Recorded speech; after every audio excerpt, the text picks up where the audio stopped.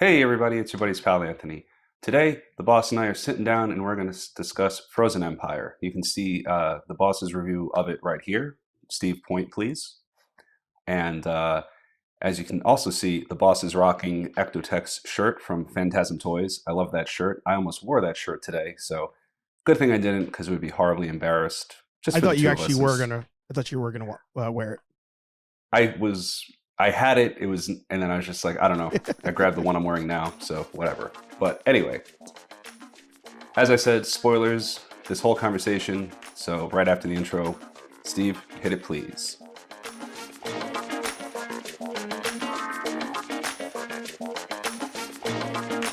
Who you gonna call?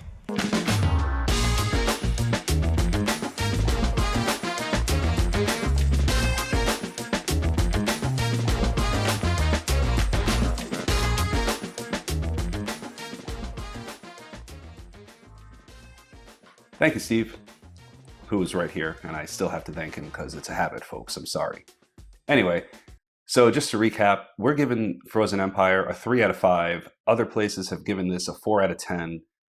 We don't think it's a 4 out of 10 at all. It's not that bad of a movie, but it's also not a perfect movie. I forget the ranking, but I definitely ranked Afterlife way higher than this. I was very excited for Afterlife. When I was in there, I was literally bouncing up and down in my seat. The person I was with was like looking at me like, "Oh my god!" So today, the boss and I are going to talk. We're going to talk about the positives and the negatives of this movie, and I believe he has a couple questions for me because I was on the ground while they were transforming the firehouse. So talk a little bit about that. It was kind of cool to see, even though I really like the building as it is. But that's for later on in this conversation. But for right now, what are a couple of I don't know, top two, top three things that they retread that you could really have just done without? Yeah. So I want a disclaimer that I also enjoyed this movie. I just think it's not a good movie. I think it's a good Ghostbusters movie. And I feel like the fan base is really divided on this. And it's not. I don't think it's to the level of Star Wars, but it's there. It's very apparent. I think something that doesn't get talked about enough is the whole blank master. Like, we once again have somebody that is in this case, a fire master, not a key master. And that person is essential to the bad guy being in this world. In this scenario, he's the one that could take him out of the world, but in previous ones, it was bring them into the world. So that was the number one retread where I was like, why are we doing this again? Like, we had really no other option here. And then the second issue I had was the Phoebe storyline. I felt like, first of all, everybody who was acting in this movie did a great job. So I don't even Yeah. want to put blame on anybody here. And I thought that I thought the lines were written very well for all the scenes we were in. I just think the storyline for Phoebe was just a waste of time. I felt like it was completely unnecessary. Yeah, I would agree with that. It was very I was happy at least that she was still front and center. I think we were worried because of the poster of all things, because Right. she wasn't front and center on the poster. Hmm. Is this no longer about her? But it is still very much about her. They, if anything, they've kind of focused too much on her, and they Yeah. should expand out to the new team, to the rest of the family a little bit more. Hmm. And would you like to keep going, or I'll jump in? You can jump in. Okay. And so for me, a couple of things I didn't need. I'm gonna get shot for saying this. Like, Ectotech, don't run me over in the fucking car, please. But I didn't need the originals. At least I didn't need as much of the originals. We had Oh, the original cast. the original cast. I'm Oh, sorry. okay. Yep. I didn't need as much of the original cast. They had their more or less they had their return to glory moment, I guess, in the end of Hmm. Afterlife. Hmm. But I would have been okay with it. I didn't need them to suit up at the end. The whole third act, the whole final fight, that didn't need to be them involved at all. That needed to be the new team, and it just needed to be the new team coming together and defeating Baraka? Garaka. Garaka, damn it. Mhm. I just needed the new team coming together to beat Garaka. But it was just because it was just too much. Like it was kind of a bloated movie in terms of how many people there were in it.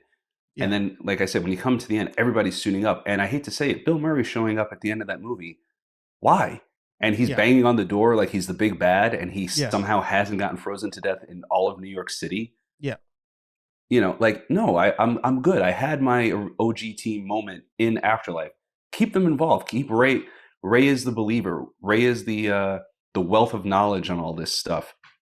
I think I said to you, or I said to Sal, let him go and do little investigations with a PKE meter because it has that taser option now.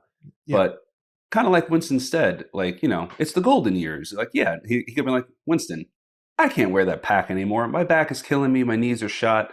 But I love this stuff. I can go do some little investigations and then call the guys when there's a big bad or something.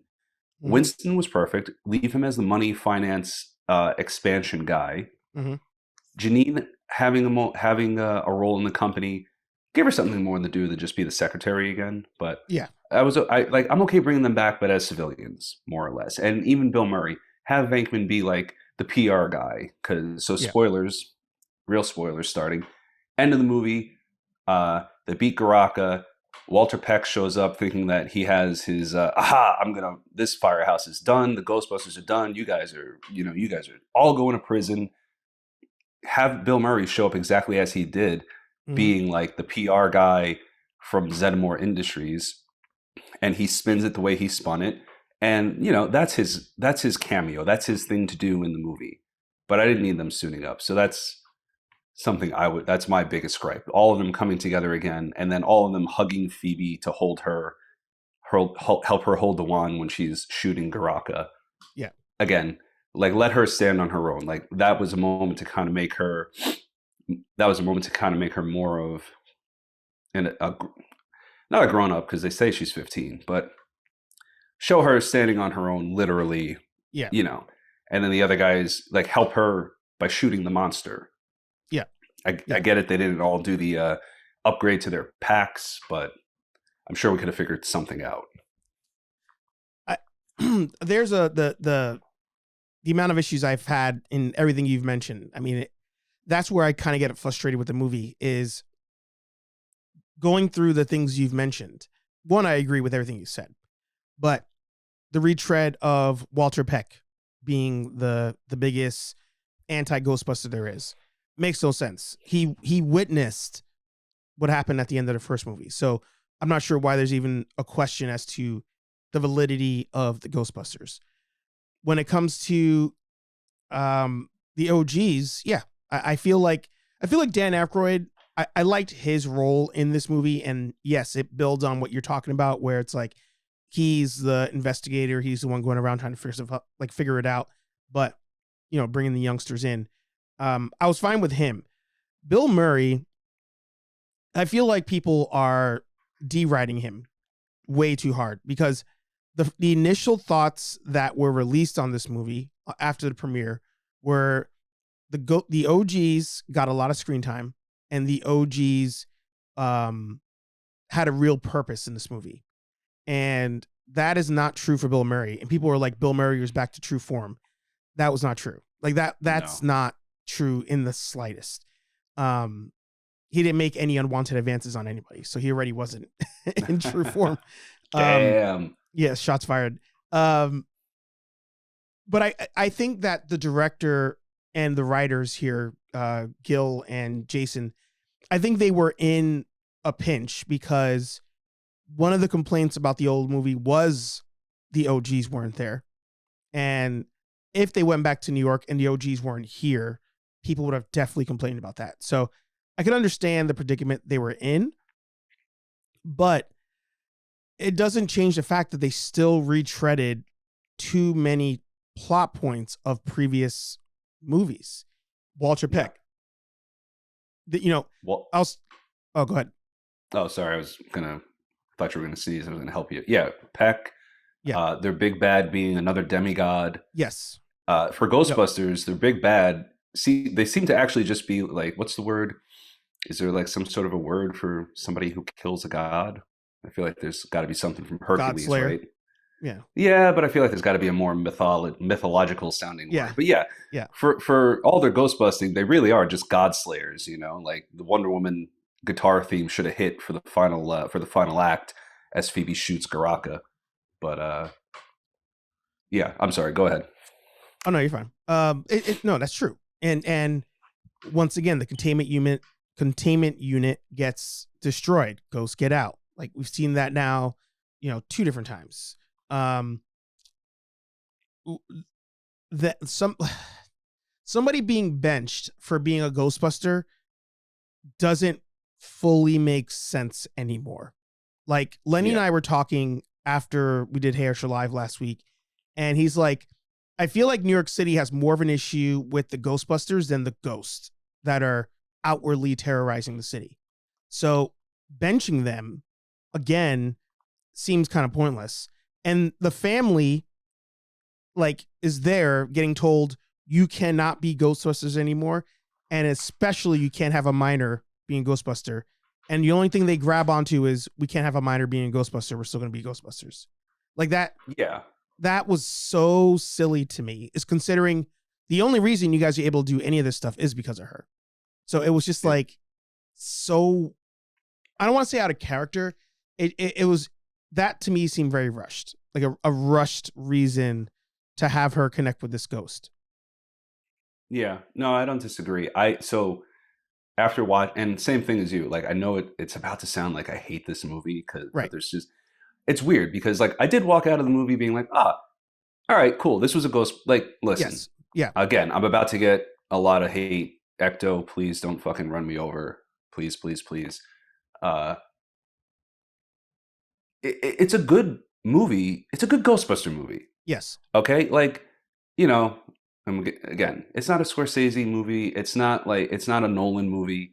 It's a good Ghostbuster movie. It works for what it is. The problem is we're grown up now, and some of us watch this, and we're a little critical.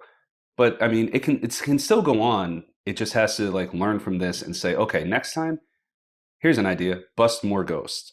Let's not have a big bad demigod, or if you have to do that again, let's not have a key or fire master or any of that.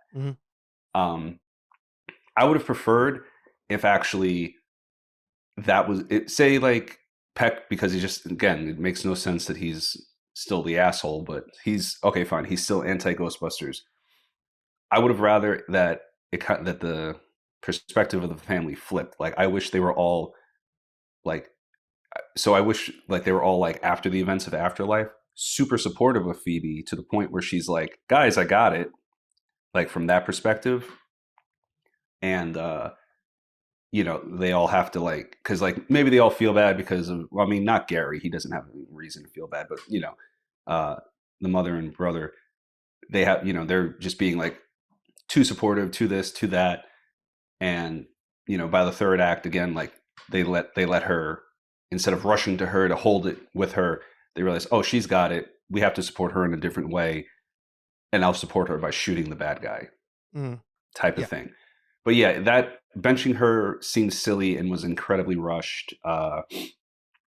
The relationship with the ghost, who I forget the name, I'm sorry, also seems silly. I'm okay with her having a friendship or a relationship or whatever with her. The whole Phoebe committed suicide in the fucking movie. Yeah. That's huh? And again, I was like, maybe this is just me reading into it too much, but I was like, you're having her commit suicide so she can be on the same plane with a ghost she just met. Melody. She's supposed, huh? Melody, thank you. And she's supposed to be this super smart, analytical person. I get it. She's still a 15-year-old girl, or 15-year-old kids in general. Stupid. We've all been there. But it was just why? And now we know why, so that Garaka could have taken over. But yeah, there was still enough good and potential I saw, but just some personally, I love the speech Gary made to Phoebe's door. Phoebe should have been in there, and that should have been what it would have been, a turning point in their relationship, to where she kind of accepts him and his new role more. And then after that, then we go into the third act. I think that was kind of at the end of the second into right because that was right before Yep. she offed herself. So Well, that right there, that very last thing you said is and we'll go into the things we liked, obviously, but this reminded me of Age of Ultron, because one of the critiques in Age of Ultron is that there is no age. He arrives in the second half of the movie, and all of a sudden now they have to try to take him out. In this one, Frozen Empire, New York City doesn't really get frozen over. Garaka doesn't show up until the final, I think maybe that was the final 20 minutes of the movie. And then that's where the ice storm comes ashore. As they're heading back to the firehouse, the ice storm is kind of coming with them. Garaka completely bypasses the containment units that have ghosts, just skips all that to go for the other containment unit for some reason. Mm-hmm. And then once they get to the firehouse, they have their whole speech. We let him out. She's like, I messed up. All right, we got to stop him. And then he comes to them, literally comes to them. As this ice storm is going through New York City, and as they establish the storm has kind of settled in, as they're waiting now for Garaka, people are still walking around in just t-shirts. There's scenes of people just the only ones that I think were visibly freezing were the cops in the car. Yeah. There's footage of other people still walking around like nothing's a problem. It should have been frozen for half the movie, and then you're plugging the red coats, which we didn't even really get. Then you're there was no Frozen Empire. It just, Garaka finally shows up, finally gets out of the orb, and now we got to take out Garaka. So 75% of the movie has nothing to do with Garaka, really. And I can understand an argument where you're like, well, the whole first movie has nothing to do with Gozer, or in the second movie, Vigo doesn't come out of the painting until the end of that movie. I can understand those arguments, but the thing is, this movie is about Frozen Empire. The whole movie is the city has been taken over, not just a monster is released. The actual city is taken over by Garaka, and they need to stop Garaka. And that is not what happens at all in this movie. Yeah, no, you're right. They kind of marketed it awkwardly. Mm-hmm. And the director, maybe we'll get a little bit more of that. The director has said I'll send you the article later. He had said that he wants all the deleted scenes in some sort of, I forget what phrase he used, but basically he wants us to see the deleted scenes. So there is a director's cut, probably. Yeah. So this is an hour and a half movie. And here's the thing. I feel like a Ghostbusters movie is fine in an hour and a half. Yeah. You just have to make smarter choices in the future, because I don't need, what was Infinity War and Endgame? Those were 2.5, 3 hours each. Yeah. Yeah. Mm-hmm. I don't necessarily need that, because it just wouldn't work. But yeah, you're right. He should have been released sooner. There should have been maybe more skirmishes between him and the Ghostbusters, and just slight argument for the movie. Winston does say at one point how because of the 84 cross rift, mm-hmm. rift or rip rift. Winston does say because of the 84 cross rift that the firehouse and the containment unit is now a portal, a focal point, a portal. Yeah. So that's why Garaka goes there instead of to the other containment unit. And also that containment unit still has the most concentrated amount of ghosts, because they said all the ghosts that they trapped in there, it would take 3 or more years to transfer to the new units out in Coney Island or whatever. So I'm okay with Garaka zoning in on the firehouse for that. But Garaka was supposed to lead an army of ghosts. We didn't even get any kind of ghost action like that. That wasn't Pukey showed up, and that was it. Yeah. Oh no, I'm not arguing that shouldn't, that everything with that was perfect. I was just saying that's why it makes sense. No. Yeah. No, I get you. So, but I mean, and again, maybe this is you could do. Netflix has the animated show.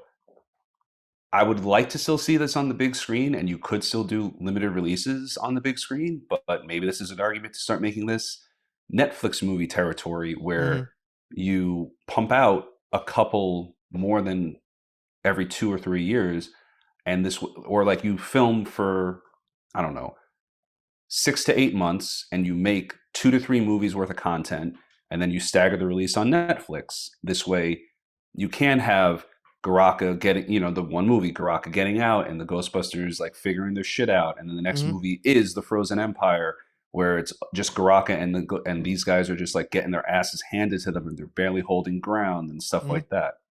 So maybe it's an argument to do that. I don't know, but I do still want it on the big screen in some way, shape, or form. And like I said in the chat, no reboots, no reboots, no reboots. Please, dear God, no fucking reboots. For one, you're not going to recast the originals better than the originals were cast. And it's okay to progress. This was a stumble. I'm sure Ghostbusters 2 wasn't amazing at the time because, I mean, they didn't do a third one. Let's just pick up the ball. Let's get some good shit going with the animation. And then let's have a really kick-ass Ghostbusters 5? Five. Yeah. Sorry, folks. I can't math on the fly. Took me a second. But yeah, okay. So, but yeah, I mean, I think the 3 out of 5 that we gave is. Is there anything else that really, really, really ground your gears before we do the stuff we liked? Because there is something I think that for me, I'm like, oh, in my, to steal Sal's phrase, in my headcanon, Mm-hmm. my headcanon makes me enjoy this movie a lot more. So, but Well, yeah, because we might as well go into what we like, because I can go on forever nitpicking it. So, well, oh no, I really could. I do have a list, but the major Jesus. ones, the major ones, I got off my chest. So I'm fine going with the things I did like about the movie. And what I like about this conversation is, again, I'm the newer fan, you're the veteran fan, so we'll see if we like the same things. Mm-hmm. Well, after you, sir. I liked the family dynamic overall. Mm-hmm. The plot point aside of why Phoebe was kicked out, I did like, again, the family dialogue, the relationship between her and Gruberson, the relationship with the mom. The mom and Gruberson trying to figure out where does he even fit in this family. Like, he's been around for 2 years now. Like, what are we doing here? Like, Mm-hmm. I liked all of that dynamic, and I liked the dynamic of that happening in the firehouse. Like, we did get more of the firehouse, see where they're living, see where they're operating.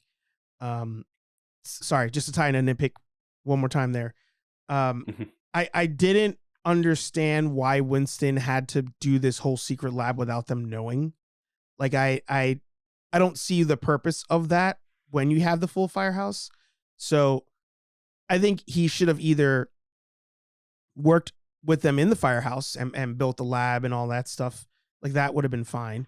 Or he's like, when he comes to meet them, he's like, all right, let me take you to the lab that we've been working on. And they're like, oh, wow, you finally finished it? Like, cool, go out there. Not they're like, wait, what are you talking about? Like that to me, that fell short. But all the in firehouse stuff, I liked it. The conversations, one thing that I was kind of surprised by is that the ecto unit, the containment unit, does not somehow like, in my brain, right? And this goes back to, I think it's the Midwest Ghostbusters. They have like awesome videos online about how all the Ghostbusters stuff works. It's like 3 videos or 4 videos. And the way that they explain how the proton wands work and how everybody else seems to explain it is when the plasma ray grabs onto the ghost, it is taking energy from that ghost and making the ghost weaker. And that's why when they release the trap and that trap is pulling down whatever particle is in the ghost, it's easier to do that because the ghost is being depowered by the proton stream. Okay. So with that logic, I had always thought that when they were put in the containment unit, over time, they were losing power and therefore losing their ability to stay whole in that unit. So I was surprised to hear that over the last, what are we approaching, 40 years now? Yeah, the last 40 years. Yeah. That it was full. I was like, oh, I thought they would have lost the ability to stay. Yeah, all that kind of stuff. Because I encourage everybody to watch those videos. The way that they explain it is the ghosts get shrunken down, and they're caught in these lasers that stop their particles from moving. And that's how they're able to cram so many in there. But I was like, oh, okay, you can actually fill this up. Like that's crazy to me. That's interesting. Yeah. Yeah, I have to give those a watch. So actually if there was like to counter my view for Star Wars, where I think it's ridiculous to have to read a $50 book to get like a little nugget of information that's kind of essential to the Star Wars story, because the air quotes here science can be very dull. I'm okay with there being a companion book to kind of like officially break down the wands and the PKE meter and all that shit. So I'll watch these videos, and hopefully Ghost Corps, they should just send their shit to Ghost Corps and be like, hey, want to canonize us? Want to canonize our explanation? Yeah, when I was watching the movie, I was like, oh shit, their stuff's not canon. I don't know. I would have assumed Ghost Corps would have canonized part of that, but then I went and rewatched the containment one, and it doesn't say that it depletes their energy. So that I kind of made up on my own. Gotcha. Still works. I liked it. Yeah. Well, because last thing. When you watch the video on the Proton stream, there's energy both going to the ghost and going back. There's a positive and negative going on. So that's where I was like, oh, the unit must do that on a higher level, depleting the energy from the ghost. Okay. I can see that. Okay, so one of the reasons I really like this movie is because, and again, to steal Sal's phrase, in my head canon, this movie canonizes the real Ghostbusters cartoon, which I will say I need to rewatch because I don't think I've seen it in years. I may have watched an episode or two on YouTube because they were releasing it, but you told me you just bought it all, so I'm going to have to do that. Yeah. But to me, this canonizes that. And the reason that it's canon is because Slimer is hanging out in the attic of the Ghostbusters firehouse, which why the hell would he do that unless it was Slimer from real Ghostbusters and that some version, obviously I guess a more grounded version of those events happened. But and then further canonizing it when Ray whips out the Ghostbusters motorcycle.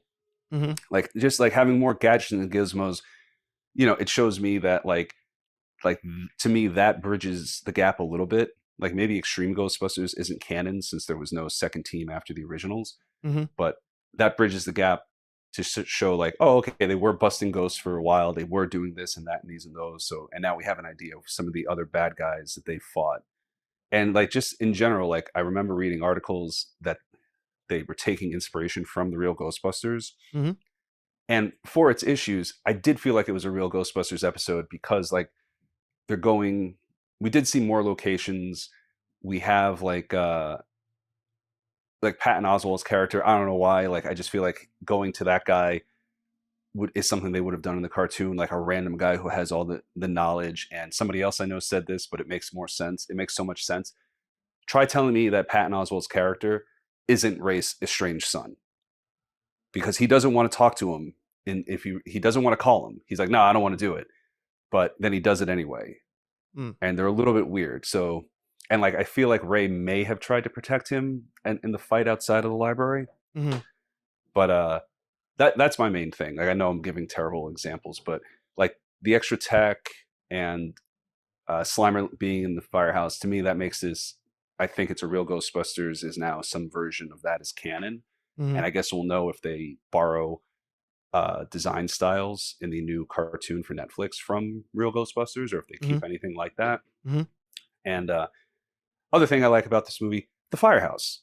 Yeah. Like you've spoken to the set designer which was really cool that he actually reached back out to you. Mhm. Like it feels like it's more of a set. It's more of a part of the movie than it has been in previous things. Again, it's like it was in the real Ghostbusters. They're always in the firehouse. They're always walking around. And you're seeing all the other stuff. Mhm. So I just appreciated that, and like making it feel like a real place that they actually live in and inhabit. You know, the lot, like all the little all the little touches, like the lockers for the charging, you know, going back and seeing the containment unit, Mhm. seeing their living quarters and things like that. And we noticed it because we watched the video where Adam Savage toured it, and the little touch of having the patched floor from where the 84 cross rift tore through the building. Mhm. That's just a cool little thing. Mhm. So all that is stuff that I liked about the movie. And I mean, again, like you said, the family dynamic was pretty good. I wish they gave Finn Wolfhard, I think that's his name. Yep. I wish they gave Finn more to do Yeah. with the car. Like, Yeah. let Phoebe be the physicist brains of the outfit, Yeah. and Trevor be the mechanical brains of the outfit. Yeah. Like, you know, in the first, really the only ghost chase that all four of them do together until the end. Yeah. Yeah. Like when Gary's driving the car and doing all this stuff, he should have been in the back screaming like, I just did X, Y, and Z. Like, what are you doing? I just got it. I told you not to do that yet. We're breaking in the engine or whatever. Sorry, I got loud. It's the car guy in me. Yeah. You know, like, you know, what are you doing? Like, and like screaming and yelling at him for this stuff. And it would have been nice to see Carrie Coon's mother. Well, excuse me. It would have been nice to see the mother, played by Carrie Coon, kind of reveal that, you know, yeah, I'm Egon's daughter. I know, like, it should have been kind of like, so Gary's the new Ray because he's like the believer, but he's also got a science background. Finn is the mechanic. And then we find out the mother also shares this science aptitude because she is Egon's daughter. And she just, you know, well, hey, he left me, so to hell with science and to hell with all that. I'm not saying she has to be a genius like Phoebe and Egon, but when Phoebe's like talking about some stuff, she can, and like maybe she's stumped on something, she maybe then the mother just is like, well, you didn't do this, you know, like you forgot to add this, or you forgot to solve for this or something. And then Phoebe and everybody just kind of looks at her, and then she goes, I'm Egon's daughter, guys, you know, and moves on from there. So that would have been cool. But I mean, in general, like I say, because I feel like it made it canon. Sorry, that's like the 12th time I've said it. I did enjoy the movie. It's a Ghostbusters movie. Yeah. They had the car, they had the firehouse, they caught some ghosts, there were some laughs. You know, I hate to say it, Podcast and Lucky, to nitpick again, Podcast and Lucky didn't need to be there. I'm sorry. I still like the characters, but bring them in after the fact. Like, you know, the firehouse is wrecked again. You know, they just saved the city.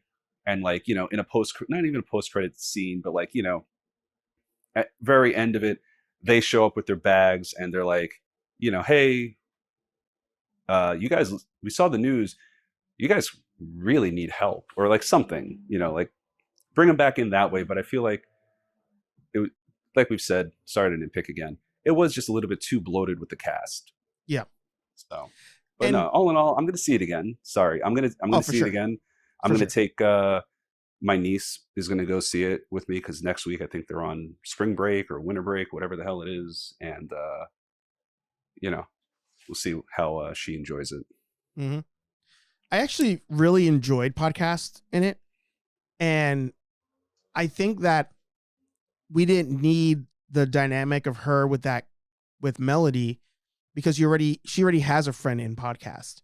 Mm-hmm. Or, you know, maybe even if you had pushed this thing where like, she's like, hey, Podcast, you want to do X, Y, and Z? And he's like, no, Ray and I are doing this. So she's like, oh, all right. Now she's like super lonely, needs to find a new friend. Like that would have made a little bit more sense. But I was like, wait, we already established that they're both kind of like outcasts that are going to be friends together. And when they suited up to go on their mission together, I actually really enjoyed it. I was like, yeah, one, I like the fact that his suit still has the written out Podcast name. Like, I'm like, I don't know why more people don't cosplay with the name badge like that. Yeah. I'm thinking about doing it myself actually, but I can see the wheels turning in your head. Yeah. Yeah. But I I don't know. I liked him a lot, so I was mad that even he didn't get as much time as he probably should have. Like him and Phoebe could have been trying to solve whatever on their own, and then by mistake they let out Karaka. Like that could have been a thing. Lucky, yeah, no purpose. She was great in the movie, great in the first movie. She got more screen time this time than in the first movie, but I was like, I don't understand why she was there. It just didn't do anything for me. Unfortunately, I did enjoy seeing them, and I'm not saying, like, I agree, podcast and Phoebe were fun together again. I feel like we lost the dynamic between Lucky and Trevor. Yeah. A little bit, so it's kind of like awkward that they were there. And also, again, it doesn't necessarily make sense because I don't feel like in the first one we showed Lucky as having a tech aptitude or anything. No. So her interning for Zedmore kind of Forced. doesn't really make sense. Yeah. Yeah, it didn't make Forced. sense. It was like, bring her back later. It's okay. We have time. You've rebooted, well, not rebooted. You've revived the franchise. Let's get our core like when you're working in the gym. Let's get our core nice and tight, and then we'll work on the extremities. Not that I've done that once in my life. She could have just shown up, be like, "Hey, I'm summer vacation. Like, show me around New York City." Yeah, exactly. Yeah. One last weird nitpicky thing. It doesn't make sense to me that Winston, with the $1 billion company, and now that he's well, I don't think he ever didn't own the firehouse. Like, I think like that line in Afterlife where he's like, it's a Starbucks. I think that he probably didn't know that Winston bought it. Maybe he was assuming, I don't know. But it doesn't make sense that he would have let the firehouse get that dilapidated. And it is weird that he didn't get it with all his money, restore it. It doesn't make sense that it was like still in a state of disrepair. But last nitpick, I swear. And even though it probably doesn't sound like it, I swear I enjoyed the movie. I'm gonna go see it again. I'm gonna watch it when it comes out on whatever. What does Sony stream with? Actually, this one might go anywhere because they're all over the place with their streaming. Yeah, the others are on Hulu, so Mm-hmm. whatever. When it comes out on Hulu, I'll watch it there too. But I mean, you can enjoy something and still not think it's perfect or amazing. Yeah. There's a good Ghostbusters movie. I think there's plenty to do from here. I don't think they need to reboot it. Please don't reboot it. Leave the originals alone. Ray comes back again in like the research capacity. Winston comes in and is like, I can't keep cutting these checks for this damage. Will you guys learn how to shoot? Like something like that. Bill Murray's done. I'm sorry. I don't need to see Peter again. Yeah. He doesn't want to be there, it feels like. No. Yeah. No, I hate that I agree with you on the Bill Murray thing. I think it's time. Sadly, I agree that they should just continue the story, but I do feel a reboot once again coming because Hollywood, they just don't know how to do anything else. If they're like, something's failing, just going to reboot it. And I'm okay with some sort of reboot, but it wouldn't be my first choice. I think at this point, like, we had them at the end. We had them here. If you want to do it again, I don't know. I just don't know. I don't know. I like that we got something better than what we got with Star Wars. Like, we got the crew back together again. Unfortunately, you didn't have Harold there, but you got the crew together for the most part. The only one missing really was Rick Moranis. I thought he was going to be a mystery cameo, but ultimately you got the crew together again. They busted Ghost one last time, held each other's hands to somehow make the containment unit work, even though it was completely destroyed. And in Star Wars, we never got like the old crew back together on the Falcon. Like, that never happened. So we got that here. I feel like you could stop here with them and do something different. But yes, I would prefer if we kept going. I prefer if we kept going with a Phoebe story, I feel like what they really should try to take note of, I think they tried it just not well, but they should really continue with this, is follow the model of Hit Girl from Kick-Ass. Like in Kick-Ass 2, you know, the whole thing there was be a kid. And she's like, I'm not a kid. I'm a superhero. I you know, and they're like, no, like go to school, like go to prom, like do fun kid things. Don't just, the bad guys will always be there. Like that shouldn't be your number one priority. And they allude to that here when they're telling her, be a kid, do kid shit. Like you'll be 18 in 3 years. Like that's fine. So I like that was the angle, but the execution wasn't as good. So, and don't get me wrong, Kick-Ass 2 is not a great movie either. But I think it's a great concept of you have these kids that can hang with adults as far as defeating whatever the bad guy is in your universe. You know, them battling, trying to be a kid and, you know, being a hero. So, maybe we get, I thought even in this movie, you could have had like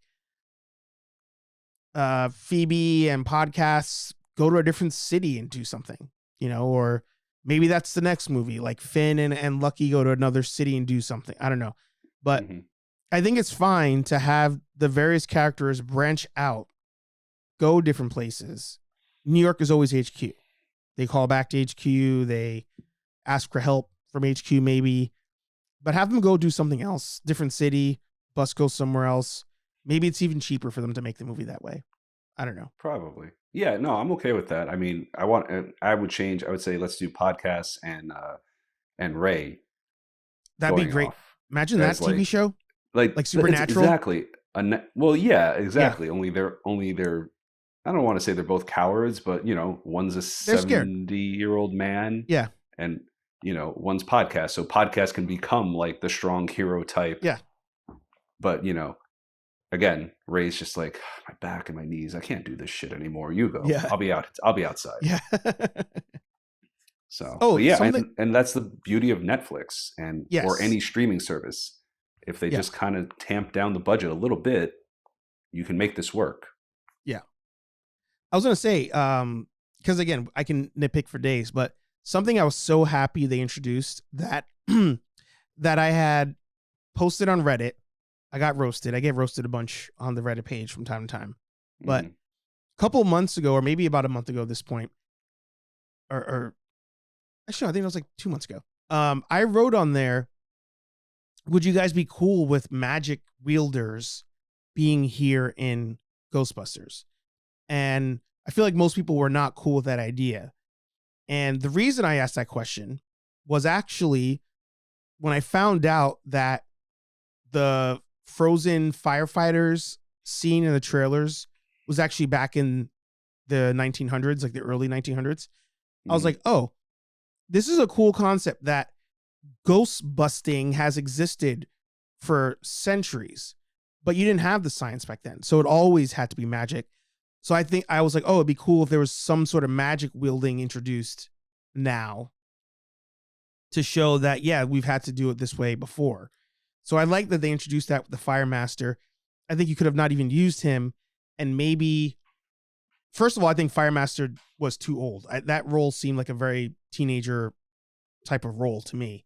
But maybe Phoebe, idea here, maybe Phoebe would have met a young kid, has magic powers, and she's doing the old school Tony Stark, you know, science is better than magic type of thing.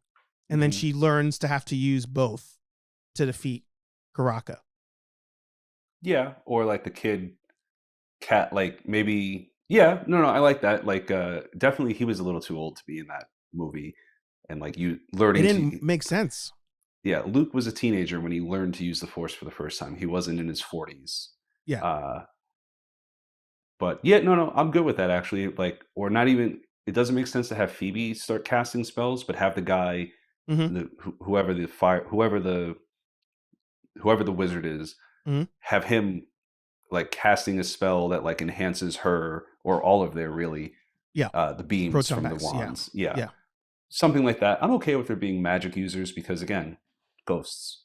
We're Yeah. okay with ghosts. You're going to tell me that somebody can't, like, Yeah. you know, maybe not to the extreme of Harry Potter flying on a Right. broomstick, but Right. there's magic. There's powers. I mean, he was magic.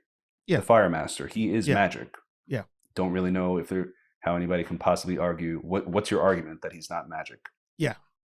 So. Yeah. But any change to your final grade? Sticking with 3 out of 5? Sadly, yeah. Okay. Because I'm just like you said, I want to see it again. Still a fan. Still going to rewatch it.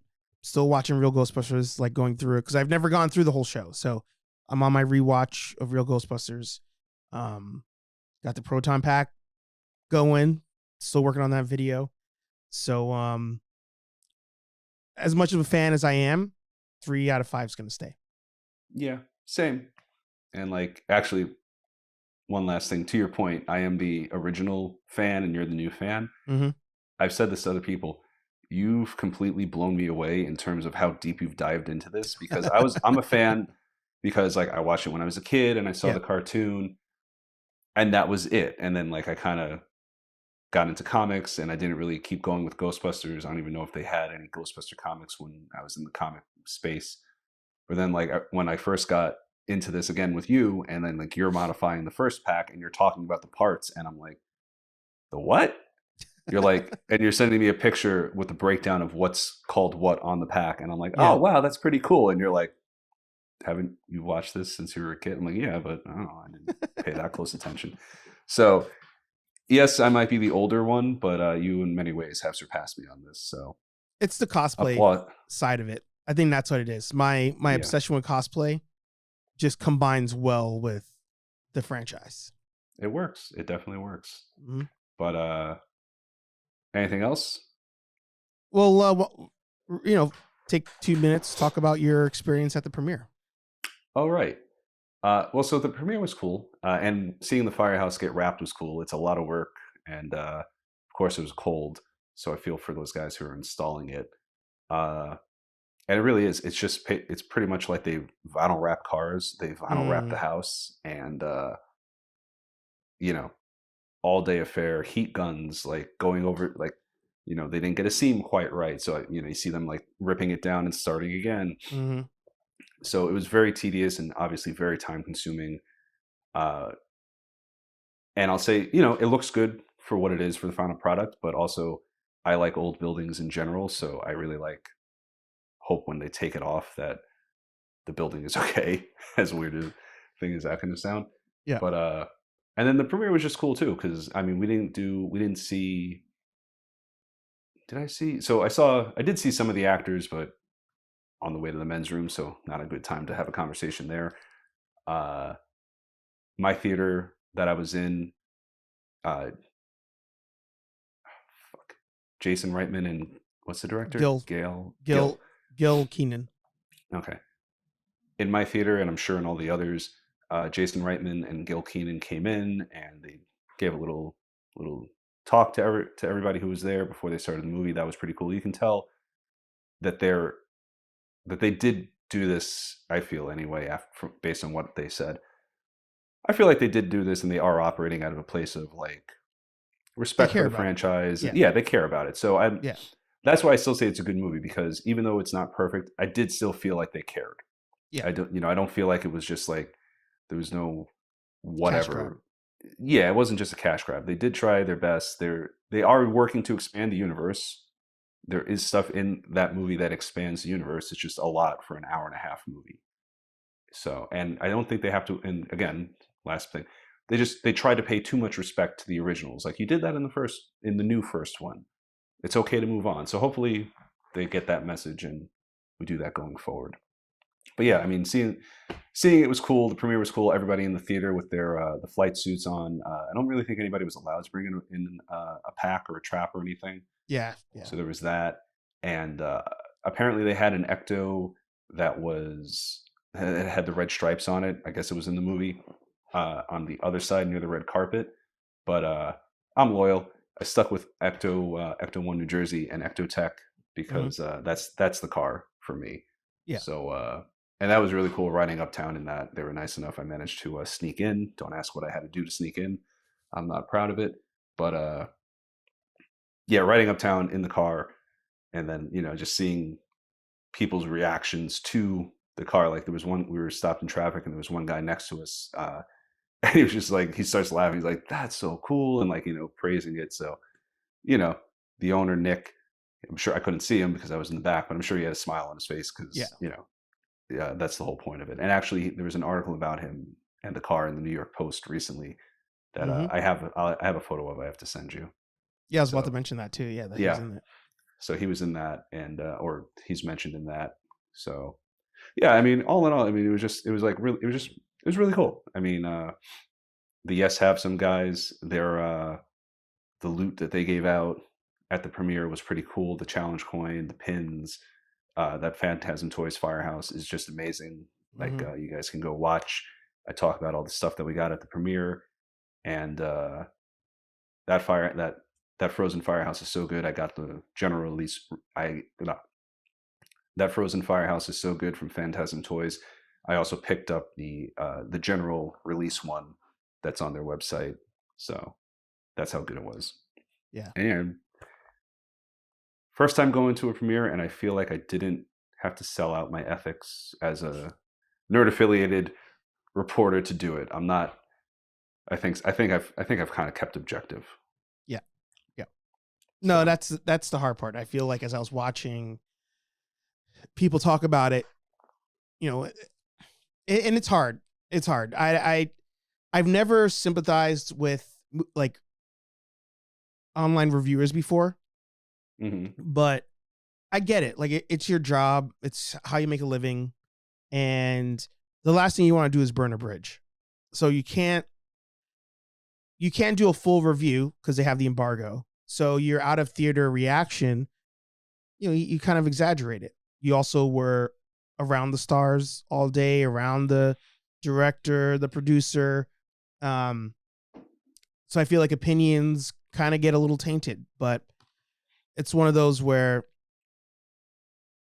I feel like anybody who's like, oh no, the movie was like amazing, that does this as a job potentially is using heavy bias potentially. Yeah, And people are going to like what they're going to like. Like ultimately at the end of the day, I'm like, if you like the movie, you like the movie. If you hate the movie, you hate the movie. There's nothing I can do about it. I learned that, surprisingly enough, I learned that with the sequel trilogy. Like there are people who generally love the sequel trilogy that don't do YouTube. And I'm like, all right, you know what? People can like shit. Like they could, So with this movie, anybody who says they loved it, I don't argue with them. But I do question sometimes the integrity when somebody's like, they do this, they do YouTube, they do reviews, and their out of theater is the movie was great, and then when the embargo lifts, they're still saying it's great. I'm curious to see their thoughts a year from now. mm. Yeah. Yeah. Hindsight is. Hang on, don't use that. Yeah, no. A year from now, time. They need time to marinate on it. I've had Yeah. time to marinate on it, but I mean, again, I'm not getting paid. I'm getting paid by you, but I'm not getting paid by anybody at Sony. Mm-hmm. It was a good Ghostbusters movie, but it's not perfect by a long shot. Like I was Yeah. happy coming out of the theater, but obviously, as we've just discussed for way too long, there's stuff we would both fix. Yeah. So, but well, thank you for sitting down and talking about this with me again. And what's up with where are you at with the Proton Pack? What's up next for you? So hopefully you guys get to see the full build video. Today's Wednesday. By next week. Okay. You know what? I'm not going to lie. I was burnt out.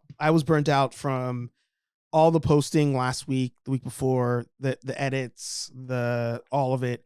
Shout out to all of you who are new, subscribers and followers off of the Ghostbusters, post that we were making. Shout out to you for getting me all the pictures and videos to use on the channel and everything. No so problem. it was a Herculean effort between the two of us to really crank out all this content the last 2 weeks. And when it came time to edit the video for this one, I was just like, I need a break. Yeah, no, that you were and to be fair, to give credit where credit's due, all the effort was on this guy. Point to yourself, please, Steve. All the effort was on this guy right here. I was just down there taking pictures and blasting off. Like, I'm sure at one point you're like, Jesus Christ, I don't need another picture. Oh no, I was don't need eating it another up. one. Well, but I mean, I tend to overshoot in because leftover from the photographer thing, I bracket my shot. So, there's a couple Yeah. shots where you're like, oh, it's the same damn thing. But no, one, I've had the exposure a little higher this way, and the sky's blown out, and then I darken it. So there are a bunch of variations of the same shot. I will give you that. But no, you posting everything and doing all that work, all props go to you. I was just basically the I don't know what. I was your ground photographer, but you did all the hard work. Well, to me, you were Nightwing out there, and I was Oracle in the tower. Yeah, okay, I'll go with that. But Nightwing and Oracle sleep together, so Ooh, good point. Well, on that awkward note, there you go. Thank you everybody for listening. Thank you for watching. We have 2 live shows a week. Monday mornings, 9 a.m. ish Eastern time. We have Nerdy Coffee. This guy breaks out the Excel sheets and the Nespresso, and he goes to town. Thursday evenings, 8:15-ish in the PM Eastern time. Also with this guy. Sometimes with this guy. Sometimes with Aaron. Sometimes with you. We have HeyArcher Live. And what do you say about these shows? I never remember. 2 different shows, 2 different vibes. Either way, you're stuck with this guy. And both are a great time. Thank you very much. We'll see you in the next episode. Steve, play us out of here, please.